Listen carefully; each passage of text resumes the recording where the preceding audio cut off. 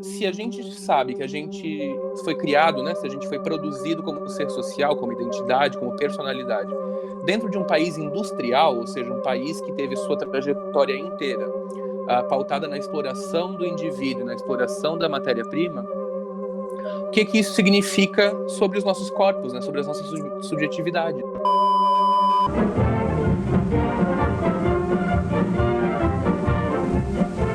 Brazil has declared war and joined the United Nations. Just what does this mean to the people of the United States and to our fighting allies?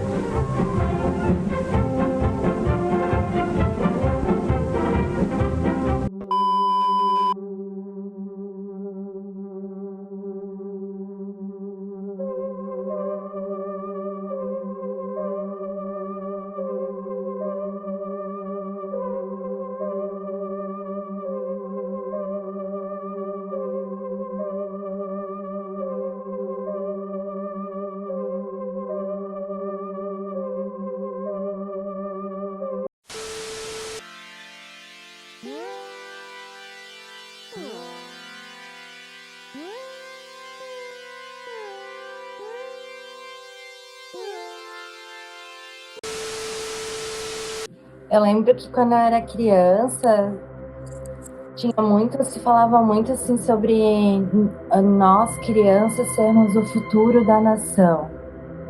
E como o Brasil era muito importante, acho que vocês vão ver uns gatos miando, tá rolando uma briga de gato aqui. Mas como o Brasil era esse país do futuro e como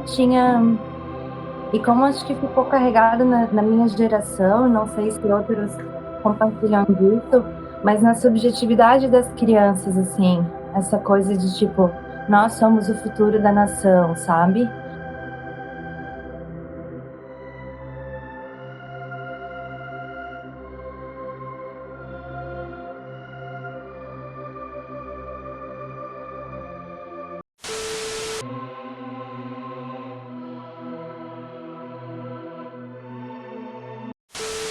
Two peoples have much in common. Like ourselves, the Brazilians are very cosmopolitan in character. They are a progressive people with a constitution that guarantees protection to all workers and modern social legislation. These Brazilians are in the war all the way. All males between the ages of 18 and 40 are now subject to military duty. An army of 3 million soldiers can be raised without affecting vital industrial activity.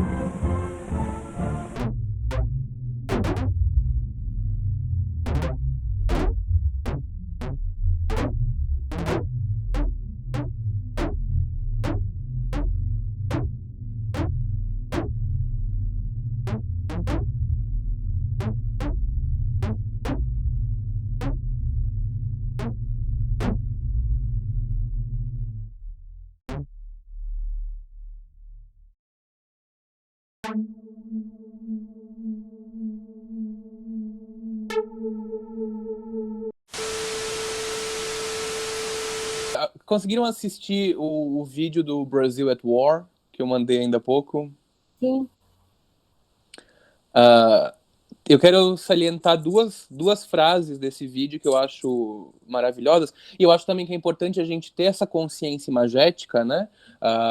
As revoluções, as guerras e os processos sociais a partir da Segunda Guerra Mundial. A gente tem um vasto registro em vídeo, então eu acho que é importante a gente revisitar como que foi moldada a opinião popular, né, acerca desses eventos.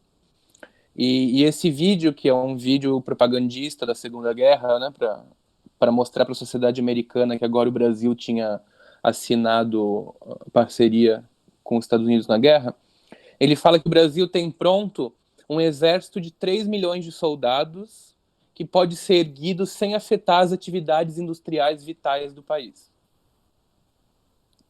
E eu acho que isso é de uma crueldade que a gente precisa observar. Se a gente está falando da questão do outro né, nesse último PDF do só aceitaríamos igualdade se ela for radical. Essa é a base colonial, né? Essa é a base nacional. Né?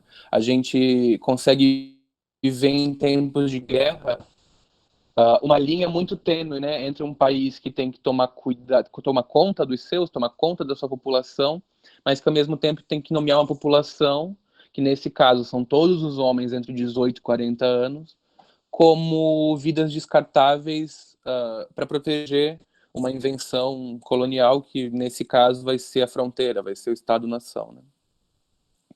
E é engraçado que já nesse vídeo, que é né, da primeira metade do século XX, já se fala em terrorismo, né? Já se fala que agora o Brasil está se aliando aos Estados Unidos para combater o terrorismo do eixo, né?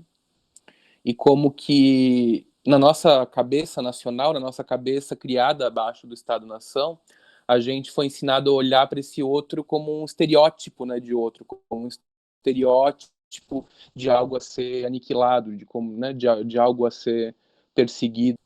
O indivíduo pode morrer para que a economia não morra, né? O indivíduo pode morrer para que esse estratagema colonial branco capitalista não morra. A minha geração já cresceu com essa responsabilidade, né, de dar conta desse futuro maravilhoso. Então, na verdade, a gente tinha que ser um produtor, a gente tinha que levar a nossa vida voltada para essa produção, porque cabia a nós dar jeito nessa situação que o Brasil ainda não tinha, mas que era visualizada no futuro. Nós também éramos o futuro do Brasil, né? Antes de vocês, éramos nós o futuro do Brasil. Só que em nós surgiu justamente essa necessidade de a gente se transformar em um produto, em um produtor, né? E poucos foram aqueles que conseguiram sair dessa linha de montagem, vamos dizer assim.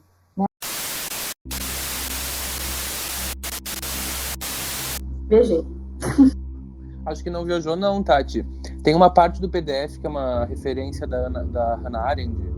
Ela vai falar da produção de ausências, né? Ela vai falar da produção de vazios de pensamento acima do corpo do outro para que o corpo do outro não perceba a opressão. Eu também acho que esse país industrial teve que narrativamente criar essas ausências de questionamento. Essa função que é uma função social, industrial, mas que vai ser maquiada como função de vida, né? Como produção de assujeitamento, né? Ou seja, a criação de um sujeito, que é esse sujeito que pensa pouco, questiona pouco, e que a vida dele é o trabalho, né? Ele vai se realizar no emprego, né? Ele vai se realizar na carreira. Criar essa nova linguagem fica super complicado quando a gente não consegue transformar ela num diálogo e ela vira um novo discurso. É essa a minha questão, assim, como criar uma nova linguagem e ela não ser um discurso fechado, ela ser uma promotora de diálogo. Eu acho que é uma mudança metodológica, né? Porque a nossa mente ela tem que estar aberta a não fechar o outro nessa identidade quando eu entro em diálogo, né? Ela tem que aceitar que esse diálogo não tem ponto final, né? Ela tem que aceitar a mobilidade das vidas, a mobilidade das relações, a mobilidade de cada encontro, né? Tem um momento ali do PDF que trata bem disso mesmo. Eu até anotei aqui, que é esse momento justamente que não tem como cifrar esse ser que é o outro, né? Porque decifrá-lo seria justamente criar nele um discurso pronto, fechado, né? Então, a gente está preparado para, quando entrar em contato com o outro, não ficar ansiando, não sei se existe essa palavra, não ficar, né? Desejando chegar ao cerne dele. Não vai chegar nunca, até porque nem ele chegou ainda. Ele está em plena construção, ele também está se construindo. É que talvez não haja cerne, né? Talvez o que haja sejam camadas e camadas e camadas de discursos milenares acima do corpo, né? O corpo é muito mais um suporte para essas narrativas do que um ser originário de narrativas, né? Eu acho que é isso que Foucault fala, por exemplo, é isso que os pós-estruturalistas falam, né? A gente, na verdade, nasce ser biológico em branco, né? E não há cerne, na verdade, há camadas, né? Decolonização é justamente isso, né? É ir revelando os porquês e quão fundo vão essas camadas, né? Muito ótimo, isso mesmo. Porque eu acho que enquanto abaixo do Estado-nação, né, e a gente já sabe que o Estado-nação foi um projeto que teve que criar uma população, teve que criar, né, uma simbologia em torno de si, o Brasil nos criou, nos ensinou abaixo de uma subjetividade que é essencialmente de ser explorado. É uma subjetividade submissa, uma subjetividade de incansável mão de obra, né? Inclusive a gente já debateu em outros momentos do Ideias para Suportar o Mundo como que pra gente às vezes é difícil não ser mão de obra, e como que pra gente é difícil descansar, e como que pra gente é difícil se enxergar além da indústria. Escolha a profissão que te faça feliz, vá tomar escolha a algema que te faça feliz.